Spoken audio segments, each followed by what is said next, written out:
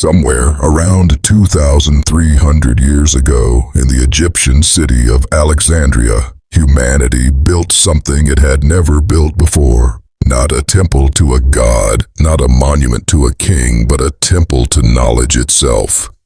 The Library of Alexandria wasn't just a building full of scrolls. It was an idea. The idea that everything humanity had ever learned could be gathered in one place, preserved, organized, and made available to anyone who walked through its doors. Scholars came from across the ancient world to read there, copy from there, and build on what came before them. For a few centuries, it stood as the closest thing the ancient world had to a single physical home for human understanding. And then, slowly, through fires, through neglect, through the ordinary decay of empires, it was gone. What it represented didn't die with it, but the temple itself did. That pattern, building a temple to knowledge, and then watching it fall, only to build another one in its place, is not a one-time event in human history. It's the whole story of human history. Today, we're going to walk through that pattern, from Alexandria to the printing press to the internet, and then look closely at where we actually stand right now, in the middle of building the newest version of that temple, this time out of artificial intelligence. After Alexandria, knowledge scattered.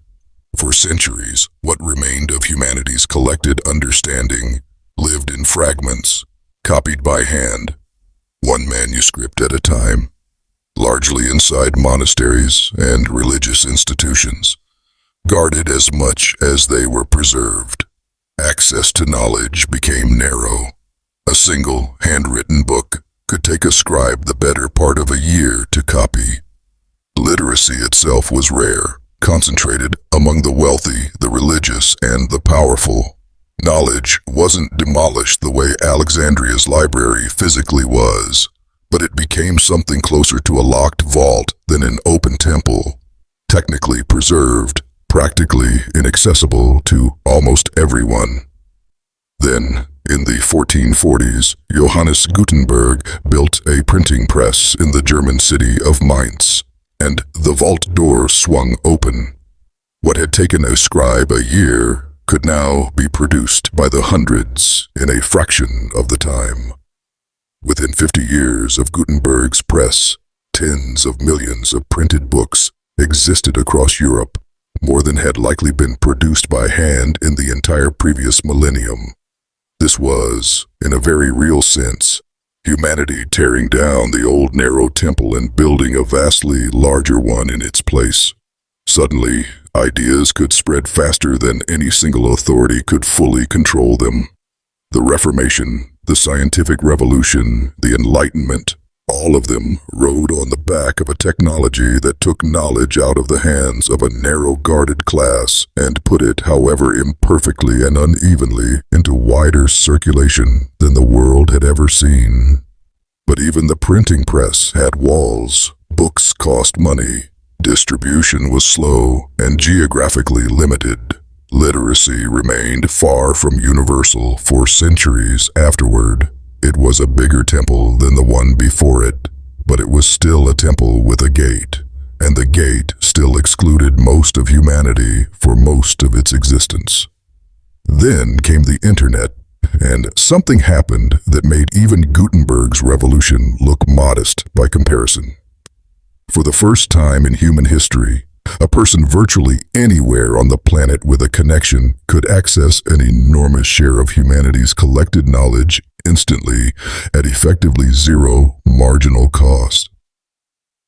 Encyclopedias that once required a wealthy household's bookshelf became free and constantly updated. Scientific papers, historical archives, instructional material, entire university courses, all became available to anyone with a device and a signal. This was the temple thrown wide open, its walls pushed out further than anyone in Alexandria or Mainz could have imagined possible. And yet, this temple came down too, or at least it started cracking under its own weight almost as soon as it was built. Not through fire this time, but through flood. The same openness that made the internet an extraordinary temple to knowledge also made it nearly impossible to tell, standing inside it, what was actually knowledge and what was simply noise wearing knowledge's clothing. Misinformation spread with the same frictionless speed as fact. Attention became the currency that mattered most, and attention doesn't reward accuracy nearly as reliably as it rewards emotion, outrage, and spectacle. The library got so large, so fast, that the harder problems stopped being access and became discernment. Having every book in the world open in front of you means very little if you can no longer tell which ones are lying to you and which shelf they're even sitting on.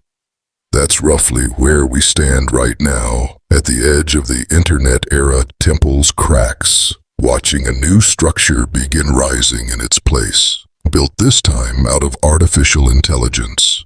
What makes this new temple different from every version before it isn't just scale, though the scale is real. It's the nature of the thing being built. Alexandria stored knowledge. Gutenberg's press distributed it. The internet made it instantly accessible. What AI is beginning to do is something none of those earlier temples could do on their own. It can synthesize, explain, translate, and reason across that entire accumulated store of human understanding in something close to real time, tailored to the specific question a specific person actually has. A farmer in a remote region can ask a question about crop disease in their own language and get an answer drawn from agricultural research they'd never have found or been able to read on their own. A student without access to a tutor can work through a difficult concept step by step at their own pace at midnight for free. That's not just a bigger library. That's closer to having a knowledgeable guide standing inside the library with you, helping you find not just a book, but the specific page in the specific language at the specific moment you actually need it. But every temple built so far has come with its own version of the same warning, and this one is no exception. Alexandria's temple was vulnerable to fire. The printing press's temple was vulnerable to who controlled the presses. The internet's temple turned out to be vulnerable to noise, drowning signal in an ocean of content optimized for engagement rather than truth. The AI temple carries its own version of that same risk, and it's worth naming honestly, rather than treating this new structure as somehow immune to the pattern.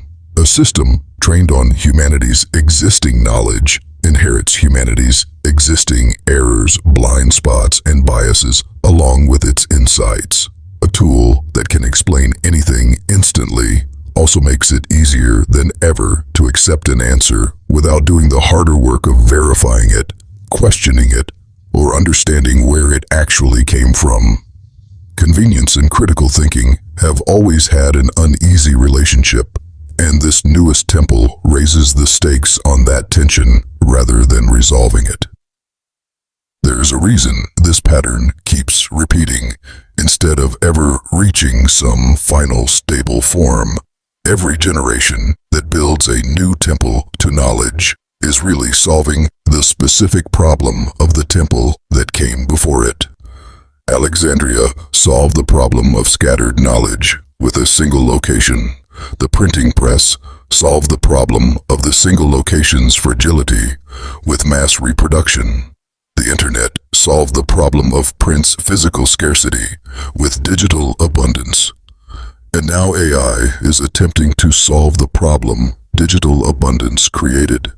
Not a shortage of information, but a shortage of the time, context, and expertise needed to actually make sense of it. Each new temple doesn't erase the flaws of the last one completely. It trades one set of limitations for a new set, hopefully smaller, hopefully more manageable, but rarely absent altogether. So here's the honest place to land on all of this. We are, right now, In the middle of watching a new temple to knowledge rise, the way people in minds in the 1450s were watching one rise around them without fully grasping what it would eventually become, and the way scholars in ancient Alexandria once stood inside a temple they assumed, reasonably, might last forever. History suggests this one won't be the final form either. It will solve real problems the internet-era temple never managed to solve, and it will create new ones nobody has fully mapped out yet. What history also suggests, though, is worth holding on to. The temple has never really been the building, the scrolls, the presses, or the servers. It's the human commitment underneath all of it, generation after generation, to keep gathering what we know, keep handing it forward, and keep rebuilding whenever the last version inevitably starts to crack. That commitment is the only part of this story that has survived every single collapse so far. Everything else has always, eventually,